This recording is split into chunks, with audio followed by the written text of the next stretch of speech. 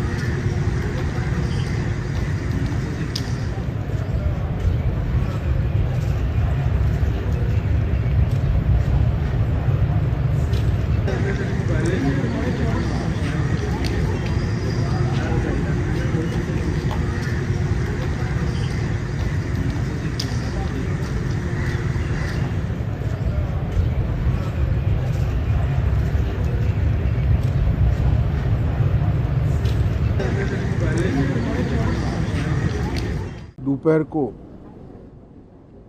Air India की flight संख्या AI 171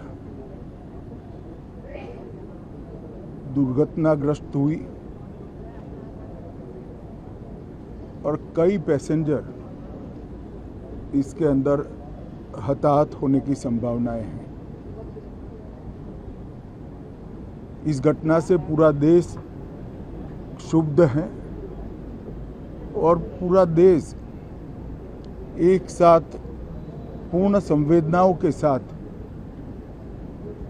ये जो दुर्भाग्यपूर्ण हादसे में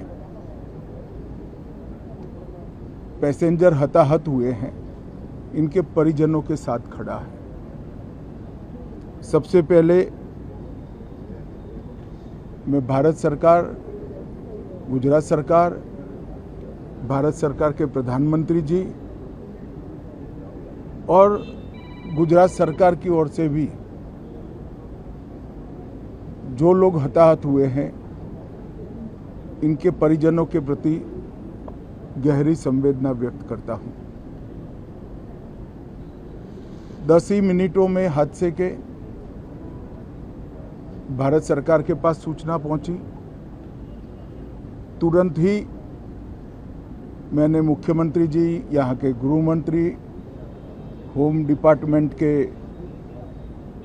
control room, civil aviation department, civil aviation मंत्री, सभी से संपर्क किया।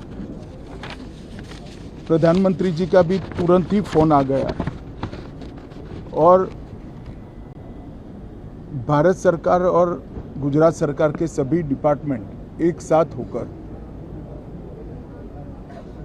राहत और बचाव कार्य में लगे। इस विमान में कुल मिलाकर 230 यात्री देश के और विदेश के और 12 क्रू मेंबर सवार थे। इसमें से एक यात्री का बचने का अच्छा समाचार मिला है, मैं उनको मिलकर आया हूं। मृत्यु का आंकड़ा तो DNA परीक्षण और यात्रियों की पहचान के बाद ही अथॉरिटी अधिकृत रूप से घोषित करेगी, मगर जो यात्री बचा है उसको मैं मिलकर आया हूं। घटना के तुरंत बाद गुजरात सरकार ने बहुत त्वरा से डिजास्टर मैनेजमेंट की सारी इकाइयों को अलर्ट करते हुए, चाहे हेल्थ डिपार्टमेंट हो, चाहे फायर ब्रिगेड हो, चाहे पुलिस विभाग हो, भारत सरकार की भी सीएपीएफ को संपर्क कर सभी ने एक साथ मिलकर राहत और बचाव का कार्य चालू किया। मगर 1.25 लाख लीटर ईंधन विमान के अंदर ही था और लगभग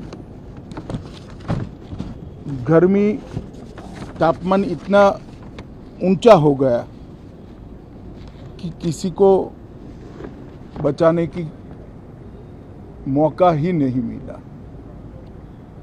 अब मैं घटना स्थान पर भी जाकर आया हूं।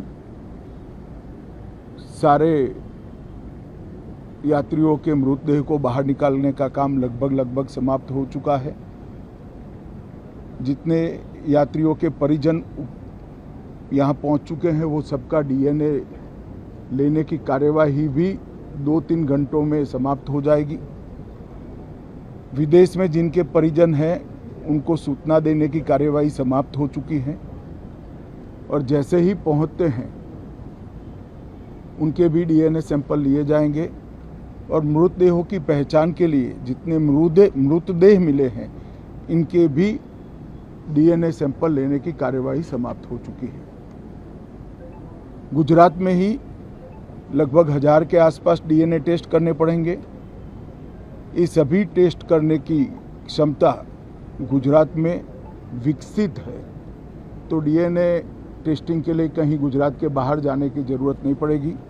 गुजरात की एफएसएल और नेशनल फॉरेंसिक साइंस यूनिवर्सिटी दोनों मिलकर कम से कम समय में डीएनए का परीक्षण पूरा करने के बाद परिवारजनों को अपना मृतदेह परिजन का मृतदेह सौंपने का काम करेंगे। उनके रहने की सुविधा, उनकी सांत्वना की सुविधा, जिनको मेडिकल प्रॉब्लम ट्रॉमा के कारण हुए इनकी मेडिकल की सुविधा, ये सारी व्यवस्था बहुत सुचारू रूप से हो चुकी है।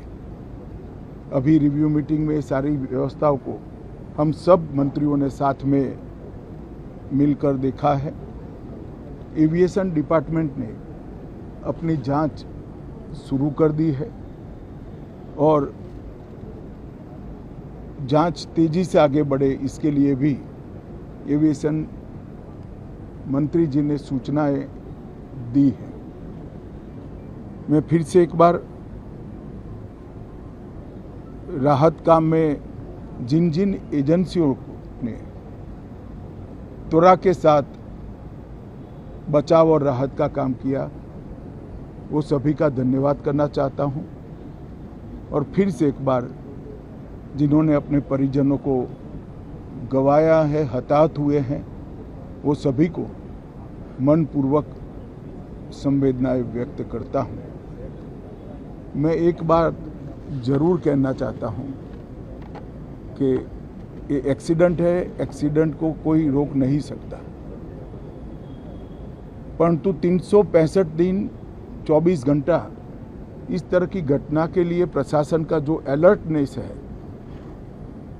उसकी कसौटी उसी वक्त होती है जब ऐसी घटनाएं होती है। और आज गुजरात के डिजास्टर मैनेजमेंट की तैयारियों का एक प्रकार से दुर्भाग्यपूर्ण तरीके से मगर कसौटी हुआ और बहुत त्वरा के साथ यहाँ पर काम किया गया, वो पूरे देश के मीडिया के सामने और परिजनों के सामने भी आया है। अंत में मैं फिर से एक बार